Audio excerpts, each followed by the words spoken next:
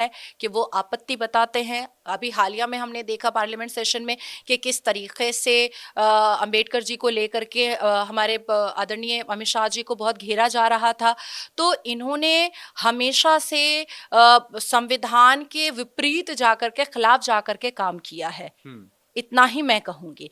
लेकिन एक चीज है कि अब जो निर्णय लिए जा रहे हैं वो भारत के रिफॉर्मेशन के लिए लिए जा रहे हैं, भारत के इंप्रूवमेंट के लिए लिए जा रहे हैं, और हर समुदाय, हर धर्म, हर मजहब को के जज्बात को सोचते और समझते हुए लिए जा रहे हैं। और मैं फिर से I really stick with my earlier statement के 91 का वर्शिप एक्ट हिंदुओं के खिलाफ था। मुल्क में एक चर्चा चल रही है, मुल्क में चर्चा ये चल रही है कि अब इस्लाम दो तरह के हो गए हैं। लोग कहते हैं कि एक अल्लाह का इस्लाम है, एक मुल्ला का इस्लाम है। क्या आप भी इस बात से इत्तेफाक रखती हैं क्या, जो चर्चाएं चल रही हैं? एक अल्लाह का इस्लाम है और एक जिन्ना का इस्लाम है। अच्छा, मुल्ला का कोई इस्लाम ही नहीं है। आप उसे जिन्ना मानती हैं? देखिए आज जिन्ना दरअसल एक व्यक्ति नहीं, आपके हिसाब से एक सोच है। हाँ, जिन्ना एक सोच है। वो व्यक्ति है ही नहीं। जैसे हम सोच को अमली जामा पहनाते हैं, तो उसी तरीके से एक नफरती सोच जो है वो जिन्ना के रूप में है। अगर वो इंसान होता, अगर वो एक खूबसूरत इंसान होता, तो पाकिस्तान की ये दुर्दशा ना हो रही होती। और जिन्ना 2.0 अभी मोहम्मद यूनुस है। हाँ। एकदम ठीक है। आप देखिएगा कि यहाँ पर अल कुरान मानने वाले मुसलमान या क्लेरिक या प्रीचर या मुफ्ती, स्कॉलर बहुत कम मिलेंगे आपको, रेयरेस्ट ऑफ रेयर मिलेंगे। लेकिन शरिया मनवाने वाले और मानने वाले आपको 99% मिलेंगे। आप किसी से भी अल कुरान की बात कीजिए, वो आपको जबरदस्ती धक्का दे करके कहेगा नहीं शरिया के बारे में बात करो, नहीं तुम शरिया के बारे में बात करो। अरे भैया, शरिया लिखा ही गया 1936 में जिन्ना और ब्रिटिश ने और नेहरू के। नहीं, इन दोनों में थोड़ा फर्क भी समझाइएगा ताकि जो हमारे दर्शक हैं उनको क्लैरिटी भी आए कि शरिया में और अल कुरान में क्या फर्क है। उठते बैठते सोते जागते अगर आप इस्लाम धर्म को अगर आप इज्जत देते हैं, तो अल कुरान का नाम लेकर के या अल्लाह तबारक ताला का नाम लेकर के या प्रॉफिट मोहम्मद का नाम लेकर के तौबा करने की जरूरत ही नहीं है। ये तो बहुत खूबसूरत बात है कि आप उठते बैठते उनको इज्जत दे रहे हैं। तो आपको अगर किसी ने भी ये बताया है कि तौबा करना चाहिए, तो ये नहीं करना चाहिए। हाँ, दूसरी बात, आपका सवाल मैं भूल गई। नहीं, इन दोनों में अच्छा, शरिया और अल कुरान। शरिया में बहुत अप्रूवल दिया गया है निकाह मुत्ता को, निकाह मस्यार को, पॉलीगेमी को, हलाला को, इंस्टेंट ट्रिपल तलाक को, बहुत ज़्यादा बच्चा पैदा करने को, मारने को, काटने को, लूटने को, लौंडिया बांदिया रखने को, गाली गलौज करने को, और सारे धर्मों को बेइज्जत करने को। ये सारी चीज़ें, जितनी आवारगी, बदतमीजी, बेहूदगी, जितनी चीज़ें हैं, वो शरिया में फुल अप्रूवल है। अब आप अल कुरान में आइए। अल कुरान की आयतों में इतनी बंदिशें हैं, इतनी बंदिशें हैं कि अगर कोई मुसलमान मुकम्मल तरीके से अल कुरान को मानता है, उन 26 आतंकी आयतों को छोड़ करके अगर मानता है, तो उससे खूबसूरत तो कोई इंसान ही नहीं हो सकता। कोई इंसान नहीं हो लेकिन सकता। क्यों, आपको क्यों लगता है कि शरिया के पीछे लोग इतना ज्यादा है कि शरिया लागू करना चाहिए? उसकी वजह क्या समझ में आती है आपको? मुकम्मल मुसलमान अगर अल कुरान मानता तो इस्लामिक पनिशमेंट भी मानता। अच्छा, अरब में तो है, अरब में है, अरब में मुकम्मल अल कुरान माना जाता है, इस्लामिक पनिशमेंट भी माना जाता है। अगर कोई रेप करता है, पत्थर मार दिए जाते हैं, उसके औजार काट दिए जाते हैं। अगर कोई चोरी करता है, उसके हाथ काट दिए जाते हैं। गलत निगाह से औरत को देखता है, उसके आंख निकाल दिए जाते हैं। कोई झूठ बोलता है, उसके जबान काट दिए जाते हैं।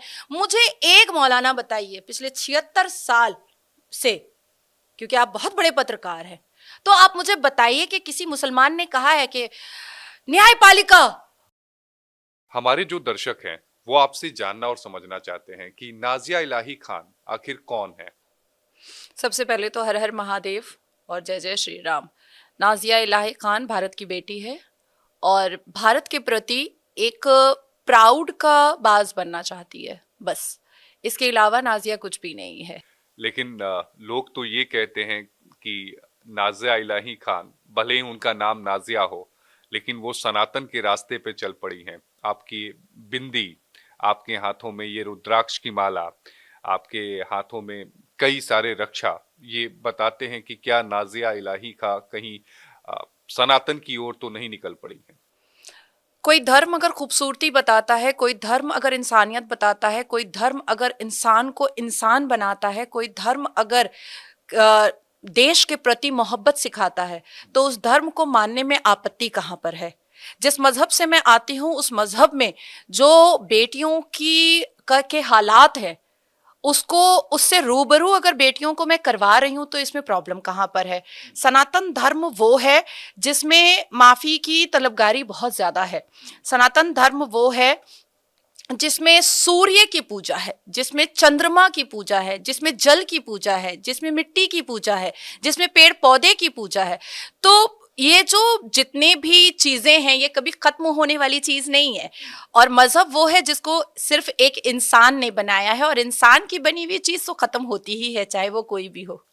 एक बड़ा सवाल ये उठता है कि चूंकि आप इस्लाम धर्म से आती हैं, जो ट्रिपल तलाक है, हालांकि केंद्र सरकार कानून लेकर आई, सुप्रीम कोर्ट ने उस कानून को बरकरार रखा, लेकिन वो इंस्टेंट ट्रिपल तलाक जो था केवल वो खत्म हुआ है। यानी तलाक तलाक तलाक जो एक बार में बोल दिया जाता था, तलाक के और सारे जो 4 अलग अलग फॉर्मेट है वो क्या है, और अभी तक उसको लेकर कोई कार्रवाई क्यों नहीं की गई? देखिए, ट्रिपल तलाक ही को खत्म करने में 1984 से लेकर के 2017 लग गया। हालांकि जिस हिसाब से हमने इंदिरा गांधी जी का ज़माना देखा, उसके बाद फिर राजीव गांधी जी का ज़माना देखा। राजीव गांधी जी ने तो जो किया मुसलमान बेटियों के साथ, उनको कोस कोस करके हम मर भी जाएंगे तो भी वो कोसना, वो कर्ज देना आप खत्म नहीं सायरा होगा। बानो केस की जजमेंट का हवाला आप बता जी, दीजिए। शाहबानो और सायरा बानो, हाँ, जी दोनों। मैं मिली भी हूँ सायरा बानो अच्छा, जी से। दोनों आप जी मिली हैं? मैं मिली हूँ, मैंने मुलाकात किया, और जब वो मुझे अपनी अपनी पूरी दास्तान बताई थी तो मैं उनके गोद में सर रख करके मैं रोई हूँ कि कैसे हुआ। और क्योंकि मेरा पिटिशन टैग हुआ था उन्हीं के साथ, सायरा बानो के जी, साथ। जब मैंने 2015 में अपना पिटिशन डाला था अपने क्लाइंट का, तो मेरा पिटिशन उन्हीं के साथ टैग हुआ था। और उसके बाद फिर सुप्रीम कोर्ट में जिस हिसाब से all India Muslim personal law board शरिया की बातें बता रहा था, इस्लाम की बातें बता रहा था, तब मुझे बहुत गुस्सा आया और मैंने अपने सीनियर वीके बिजू सर से कहा कि ये जो जस्टिस बैठे हुए हैं, इनके टेबल पर संविधान रखा है या शरिया रखा हुआ है।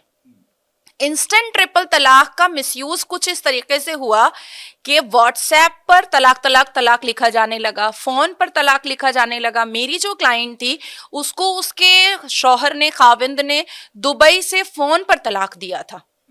तो अल्लाह तबारक ताला को कैसे पता चला था कि डिजिटल भारत हो जाएगा और व्हाट्सएप पे तलाक दिया जाएगा? इसका मतलब है कि मिसयूज किया गया, मिसअंडरस्टूड किया गया। तभी तो व्हाट्सएप पे तलाक अग्री भी करने लगे लोग कि हाँ भैया, आलिम उलमा भी कहने लगे कि हाँ व्हाट्सएप पे तलाक है तो हो गया आपका तलाक, अब आपको हलाला करना पड़ेगा। तो मैंने ये सारी बातें सब अपने सप्लीमेंट्री पिटिशन में दिया, तब जा करके थोड़ा बहुत कन्विंसिंग सिचुएशन बना कि सूरह तलाक में जो हमारा जो 3 महीने का तलाक है पीरियड्स के ड्यूरेशन में, वो भी गलत बोला गया है अल कुरान में। वो भी सूरह तलाक में जब आप पढ़िएगा तो उस आयत में, उस सूरत में कहा गया है कि जिस घर में तलाक होता है उस घर में रिस्क और रोजी नहीं आती, उस घर में फरिश्ते की आमद नहीं होती है। तो जब अल्लाह तबारक ताला अपनी अलहामी किताब अल कुरान में सूरह तलाक में ये बता रहे हैं और प्रॉफिट मोहम्मद सल्लल्लाहु अलैहि वसल्लम अग्री कर रहे हैं कि जिस घर से चूड़ी की आवाज आती है उस घर में बरकत होता है, और जिस घर से तलाक की आवाज आती है उस घर का बरकत खत्म हो जाता है, तो तलाक तो गलत चीज हुई। तो यहाँ पर इंस्टेंट तलाक बोलिए या जो 3 तलाक है या तलाक का बिद्दत है, वो सब गलत है। बिद्दत, तलाके बाइन, तलाके किनारा, हाँ, ये सारी चीजें अभी, लेकिन अगर हम इंस्टेंट ट्रिपल तलाक को छोड़ दें तो बाकी तो चारों फॉर्मेट जो है वो चल रहे हैं, जिसमें किसी में 1 महीने का ग्रेस पीरियड होता है, फिर दूसरे महीने का एक और होता है, फिर मतलब आपको क्या लगता है कि सारी जो सहूलतें हैं इस्लाम में, अगर हम बात करें जो अभी देखने में आ रही हैं, लोग कहते हैं इस बात को कि वो मर्दों की सहूलियत के हिसाब से चीजों को बनाया जा रहा है क्या? एग्जैक्टली। देखिए, ये जो शरिया मनवाने की कोशिश में लोग लगे हुए हैं, मुसलमान जो मुस्लिम स्कॉलर है, भी फिर आपको फोन आ जाएगा 2-4 स्कॉलर का, ये अपनी फ्लेक्सिबिलिटी और अपनी फैसिलिटीज के लिए कर रहे हैं, इसके अलावा कुछ भी नहीं है। ये तो बियॉन्ड द इस्लाम जा रहे हैं, ये बियॉन्ड द अल कुरान जा रहे हैं, और ये अमने रसूल के फॉलोअर कम और औरंगजेब के ठरकजेब ज्यादा बनकर के बैठे हुए हैं।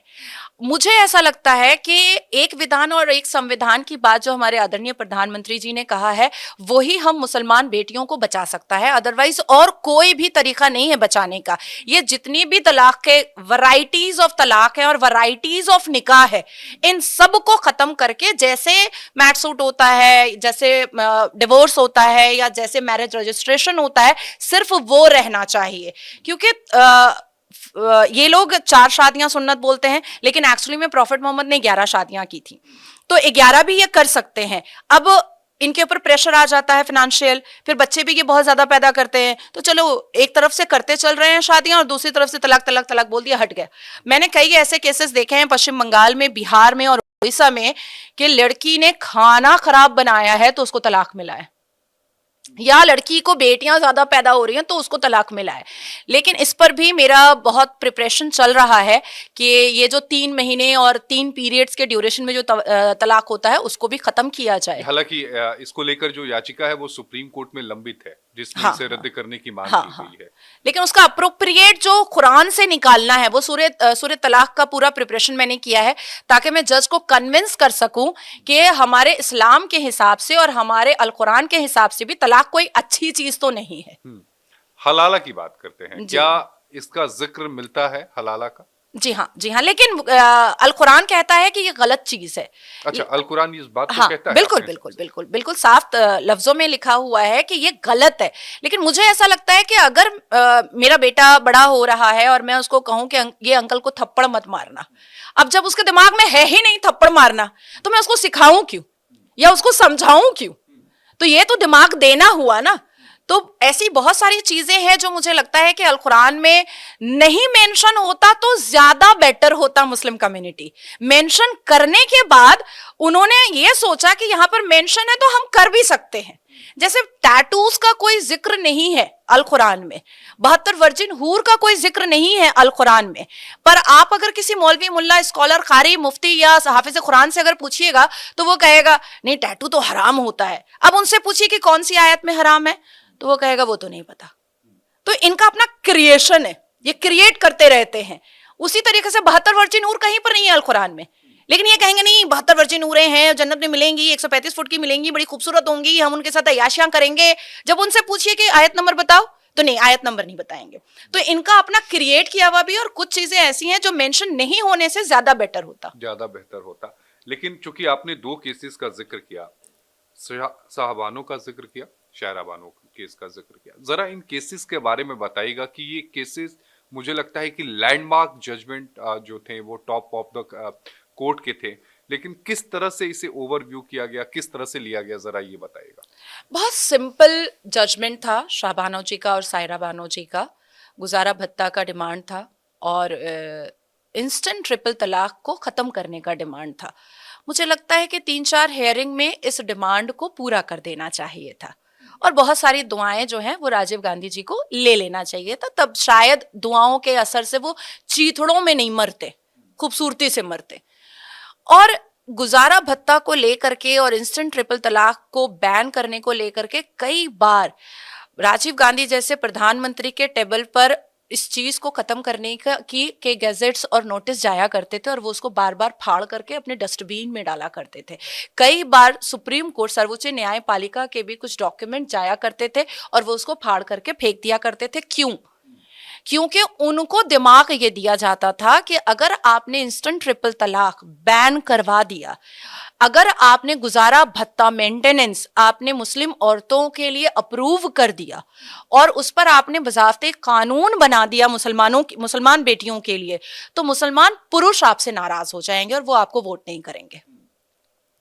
अब मुस्लिम कम्युनिटी में क्या होता है कि अगर आपने पुरुष को अट्रैक्ट कर लिया है अपने पास, तो 5 बीवी हो, 10 बीवी हो, 50 बच्चा हो, सब कांग्रेस को वोट करेगा, सब कांग्रेस को वोट करेगा। क्योंकि अगर घर का मर्द ने बोल दिया है ये होगा तो वही होगा, अगर मर्द ने बोल दिया ये नहीं होगा तो वो अच्छा भी है तो वो नहीं होगा। तो इसलिए कांग्रेस ने हमेशा पुरुषों को खुश करने के लिए मुसलमान बेटियों के लीगल राइट को, फंडामेंटल राइट को, उनके अधिकार को और उनके इस्लामिक राइट को भी हमेशा काटा है कांग्रेस ने। लेकिन जब इन राइट्स को काटा गया तो फिर आवाजें महिलाओं की तरफ से क्यों नहीं आई? 1984 का जजमेंट है जहां तक मुझे ध्यान में है। और उसमें केवल गुजारा भत्ता देने की बात थी, उसमें बहुत ज्यादा कुछ ऐसा नहीं था कि उसमें आफत आ जाती, केवल कोर्ट ने कहा था कि गुजारा भत्ता 125 रुपए। हाँ, 125 रुपए, और उसमें लॉ लाकर उस चीज को अमेंड किया गया जी। तो उसके बाद आवाज क्यों नहीं उठी? आपको क्या लगता है कि क्यों हमारी मुस्लिम बहनों ने या माताओं ने अपने हक के लिए उस समय आवाज नहीं उठाई? देखिए, हमारी मुस्लिम कम्युनिटी में दो तरीके की महिलाएं होती हैं। एक जो किसी ना किसी ऑर्गेनाइजेशन से या किसी ना किसी पॉलिटिकल पार्टी से युक्त होती हैं, जिसकी वजह से वो वही बोलती हैं जो उस पॉलिटिकल पार्टी की नीड होती है, क्योंकि वहां से उनको फंडिंग आ रही होती है। और दूसरी जो अत्याचारित हो रही होती हैं, जो सफोकेट हो रही होती हैं, जो परेशान हो रही होती हैं, लेकिन उनके पास स्कोप नहीं होता है बोलने का। अब जब मैंने ये आवाज उठानी स्टार्ट की तो मेरे साथ क्या नहीं हुआ। मेरे ऊपर एसिड अटैक हुआ, मेरी गाड़ियां तोड़ी फोड़ी गई। अच्छा, एसिड अटैक भी हुआ? जी, और उसका निशान भी है आज तक, प्रूफ। मतलब ये वाकया कैसे हुआ, ये जरा बताइएगा तो। जब 2015 में मेरा पिटिशन फाइल हुआ था तो पश्चिम बंगाल के मुस्लिम एरिया में मेरे ऊपर ये अटैक हुआ था। मेफेयर रोड, चामरू खानसामा लेन में मैं वहां से गुजर रही थी, और वहां पर वो तो बहुत, मतलब मैं बहुत भाग्यशाली हूँ कि मेरी गाड़ी का जो ग्लास था वो बहुत थोड़ा सा खुला हुआ था। तो ये बहुत भयानक था, पहले बहुत भयानक था, ये बहुत रिकवर हुआ है। तो नहीं, आप जा रही थी उसी समय किसी ने एसिड फेंक कर वहां से निकल गया? बाइक से दो लड़के गुजर रहे थे और वो ऐसे करके एसिड मारे, जिसका सिर्फ एक हल्का सा एक मुझे यहाँ पर आकर के लगा था, अदरवाइज ये फेस पूरा खत्म हो चुका होता मेरा। उसके बाद जैसे जैसे हियरिंग चल रही थी। उस मामले में क्या हुआ फिर? उस मामले में कुछ भी नहीं हुआ, कुछ भी नहीं हुआ। मैंने वो कभी दोनों पकड़े गए? नहीं, बिल्कुल भी नहीं, कभी भी नहीं। एफआईआर किया मैंने, हाँ। जोड़ासाकू थाना में मैंने एफआईआर किया, लेकिन कभी नहीं पकड़े गए। पहचान भी नहीं हो पाई कि कौन थे? नहीं, पहचान तो नहीं हो पाई, पहचान भी नहीं हो पाई। पर वो चामरू खानसामा लेन जो है वो पूरा का पूरा मुस्लिम एरिया है, उसमें कोई हिंदू रह ही नहीं सकता है और रहता भी नहीं है। और उसी से हट करके 20 मिनट के डिस्टेंस पर मेफेयर रोड है, वहां पर हिंदूज रहते हैं, मारवाड़ीज रहते हैं, लेकिन चामरू खानसामा लेन प्रॉपर मुस्लिम पॉपुलेशन एरिया है। और वहीं पर वो रहता था रिजवानुर रहमान और रुकबानुर रहमान। जो एक केस हुआ था ममता बनर्जी के को सीएम बनाने का, एक बहुत बड़ा जो वो हुआ था, लव जिहाद का प्रमोशन जो ममता दीदी ने किया था, तो वहां पर ये हुआ। उसके बाद फिर हुगली में मेरी गाड़ी I10 थी, मैं गाड़ी में बैठी हुई हूँ और पेट्रोल डाला जा रहा है। क्या ऊपर से गाड़ी हाँ, के ऊपर से? हाँ, पूरा घेर लिया गया, पूरा घेर लिया गया और ऊपर से पेट्रोल डाला जा रहा है कि अभी माचिस लगा देंगे, पिटिशन वापस लो। तो मैंने बहुत सारी चीजें देखी। आज भी आप मेरे कमेंट में जाइएगा, मेरे मेल में जाइएगा या मेरे प्रोफाइल पर जाइएगा तो गालियों की बौछार होती है, गंदी गंदी गालियां होती हैं। तो हर किसी का इतना स्ट्रांग विल पावर नहीं होता है। आज मैं अपने बेटे से साल में 2 साल में एक बार मिलती हूँ। मैं अपने बेटे को किसी के सामने नहीं लाना चाहती हूँ, क्योंकि मुझे पता है कि बहुत सारे मुसलमान जो हैं वो उसके साथ कुछ ना कुछ दुश्मनी निकालना चाहते हैं। मेरे माँ बाप से मैं बहुत छुप करके मिलती हूँ, तो ये भी तो एक सफोकेशन है। तो बहुत सारे लोगों का कलेजा इतना बड़ा नहीं होता है। बहुत सारी बच्चियां हैं, बहुत सारी मुस्लिम बेटियां हैं जो मुझसे मिलती हैं, मुझे दुआएं देती हैं, मेरे साथ काम करती हैं। मेरे ऑफिस में 4 मुस्लिम लड़की काम करती है और बिल्कुल मेरे जैसा ही सोचती है, लेकिन प्रखर होकर के सामने नहीं आना चाहती है, क्योंकि ये सारी चीजें फेस करने को अभी वो तैयार नहीं है। आपने बताया कि आपके ऊपर एसिड से हमला हुआ, आपकी कार पर पेट्रोल डालने की कोशिश की गई, ये सारी बातें हुई, लेकिन आपके खिलाफ 70 से ज्यादा मुकदमे कैसे दर्ज हो गए पश्चिम बंगाल में? पश्चिम बंगाल में आप जय श्री राम बोलिएगा, एफआईआर होगा। पश्चिम बंगाल में आप हर हर महादेव बोलिएगा, एफआईआर होगा। पश्चिम बंगाल में आप हनुमान चालीसा पढ़ दीजिएगा रोड पर, एफआईआर हो जाएगा। पश्चिम बंगाल में संवैधानिक बात बोलिएगा, एफआईआर हो जाएगा। पश्चिम बंगाल में अगर जो स्कैम बाजियां होती है उस स्कैम के खिलाफ बोलिएगा तो एफआईआर हो जाएगा। पश्चिम बंगाल में ईडी सीबीआई के पक्ष में बात बोलिएगा तो एफआईआर हो जाएगा। पश्चिम बंगाल में अगर मुस्लिम कम्युनिटी को सुधारने की बात कीजिएगा तो एफआईआर हो जाएगा, और हिंदू धर्म को अगर गालियां परोसिएगा तो हमारी मुख्यमंत्री के बगल की जगह मिलेगी आपको। अच्छा, इस कदर के वहां पर हालात हैं इस समय पश्चिम बिल्कुल बंगाल में। अब हम आते हैं फतवा के ऊपर। जो फतवा जारी होते हैं, जरा इसकी क्या वैल्यू क्या है? अगर इस्लाम में देखा जाए तो फतवा है क्या आखिर में? देखिए, फतवा is a kind of suggestion. मैंने पहले भी कहा है कि फतवा कभी भी दिया नहीं जाता है, फतवा मांगा जाता है। हमसे अगर कोई भूल चूक हो जाए तो उसमें हम आलिम दीन को, हाफिज कुरान को या कारी को हम फोन करके या उनसे चिट्ठी के मार्फत या उनके पास जा करके हम पूछते हैं कि मुझसे ये भूल हो गई है, इसको ये हलाल में आता है या हराम में आता है, ये अप्रूव्ड हुआ या अप्रूव नहीं हुआ। लेकिन ये जो है, जैसे सज्जाद नुमानी अभी महाराष्ट्र के इलेक्शन में फतवा जारी हो गया, कांग्रेस को वोट दो। अब 1450 साल पहले हमारे अल्लाह तबारक ताला को क्या कोई पैगाम आया था कि अब कांग्रेस की सरकार होने वाली है या कांग्रेस पार्टी बनने वाली है? तो this is kind of bullshit. कभी भी कोई पॉलिटिकल चीजें हमारे इस्लाम के बीच में आ ही नहीं सकती है, कभी भी नहीं। आप पॉलिटिकल मुद्दों को या आप सामाजिक मुद्दों को लेकर के आप इस्लाम को बीच में नहीं यूज कर सकते हैं। इस्लाम का एक अलग मुकद्दस पाक जगह है जहां पर आप उसको इस्तेमाल कर सकते हैं।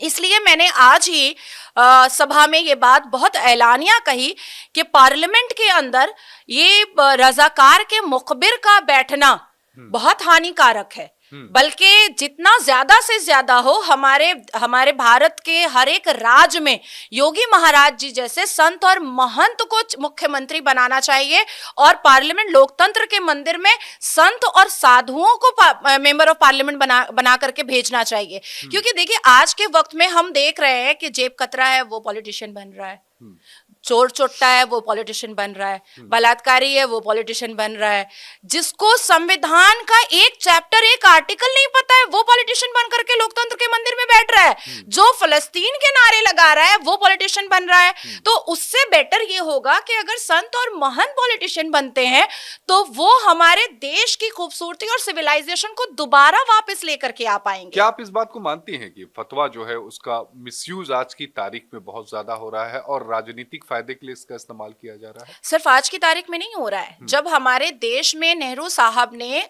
बेसिकली मैं तो चाचा बोलती नहीं हूँ, मामू बोलती हूँ, क्योंकि उन्होंने हम सबको मामू बनाया है। तो उन्होंने बहुत इंटेंशनली और बहुत सोची समझी साजिश करके उन्होंने 5 जिहादी आतंकी मुसलमान शिक्षा मंत्री बनाया और 5 मुसलमान जिहादी शिक्षा मंत्री बना करके उन्होंने इस्लाम को प्रमोट करने की कोशिश की। तो वो उस जमाने से ही फतवा का मिसयूज हुआ है। अब आप देखिएगा कि 2014 से पहले कोई इतना प्रखर होकर के नहीं बोल पाता था या प्लेटफॉर्म नहीं मिलता था। जो बहुत वोकल होते हैं, जो बहुत आउटस्पोकन होते हैं, या जिनको इतिहास के बारे में पता है, या जिनको कुरान के बारे में पता है, या जिनको हदीस के बारे में पता है, या जिनको संविधान के बारे में पता है, उनको प्लेटफॉर्म दिया ही नहीं जाता था। घर में बैठो चुपचाप से। एक मक्का और मदीना से आकर के अबू कलाम आजाद हमारे पार्लियामेंट में बैठ करके शिक्षा मंत्री बन गया। क्या पढ़ाएगा? यक दू सह चार फारसी पढ़ाएगा। हमको क्या लेना देना फारसी से? हमको क्या लेना देना ला इलाहा से? भारत तो संवैधानिक है। तो ये एक मुद्दा था कि एक जमाने से फतवा का मिसयूज करके यहाँ के हिंदुओं को डराया गया और यहाँ के वोकल और आउटस्पोकन और इंटेलिजेंट मुसलमानों को डराया गया। तो ये कोई नया नहीं है फतवा का मिसयूज करना, ये बहुत पुराना है। अब हम वक्फ बोर्ड पर आते हैं। वक्फ बोर्ड को लेकर हमारे मुल्क में इस समय बहस छिड़ी हुई है। बहस 2 बातों पर छिड़ी हुई है। कुछ हिंदू कम्युनिटी के कई लोग हैं जिनके मैसेजेस आए, जो बताए वो मैसेजेस में कहते हैं और बताते हैं कि मुसलमानों को वक्फ बोर्ड दिया गया और हिंदुओं को वर्शिप एक्ट दिया गया ताकि वो अपने हक की जो चीजें हैं वो ना ले पाए। तो सबसे पहले शुरुआत मुस्लिम वक्फ बोर्ड से करते हैं। उसको लेकर नाज़िया इलाही क्या सोचती हैं? Waqf board is a land mafia and nothing else. अगर आप संविधान में जाते हैं तो वक्फ बोर्ड के बारे में कहीं पर कोई आर्टिकल या चैप्टर में नहीं लिखा हुआ है, ना ही किसी सबसेक्शन में लिखा हुआ है। अगर आप अल कुरान में जाते हैं तो वहां पर भी वक्फ बोर्ड का कोई जिक्र नहीं, कहीं नहीं है, कहीं पर कहीं जिक्र नहीं है, कहीं पर। तो फिर ये क्यों वक्फ बोर्ड क्यों लेकर आया गया? क्या किसी वोट बैंक को मजबूत करने के लिए वक्फ बोर्ड को लाया गया? लाने के पीछे आपको क्या लगता है कि मंशा क्या रही होगी? 2014 में कांग्रेस ने सोनिया एंटोनियो की जायदाद समझ करके 123 बड़ी प्रॉपर्टी दी थी मुसलमानों को। क्यों दिया था? मुसलमानों के वोट को अट्रैक्ट करने के लिए। वक्फ बोर्ड बना, मुस्लिम पर्सनल लॉ बोर्ड बना, देवबंद बना, जमायतुल उलमाए हिंद बना, ये जितनी भी चीजें बनी हैं वो मुसलमान के वोट को पॉकेट वोट कांग्रेस बना करके रखे इसलिए ही बनी थी। अदरवाइज आप देखिए कि आज अगर एक बहुत बड़ा कोई व्यक्ति सर्वोच्च न्यायपालिका जाता है और वो कहता है कि वक्फ बोर्ड को बिल्कुल वैनिश कर दिया जाए, या हम चंद्रबाबू नायडू की ही बात कर लेते हैं क्योंकि उन्होंने तो अबॉलिश कर दिया अपने अपने राज्य में। अब अगर मुसलमान जाते हैं सर्वोच्च न्यायपालिका, देखिए अभी तक कोई पिटीशन गया नहीं है उनके खिलाफ। क्यों नहीं गया है?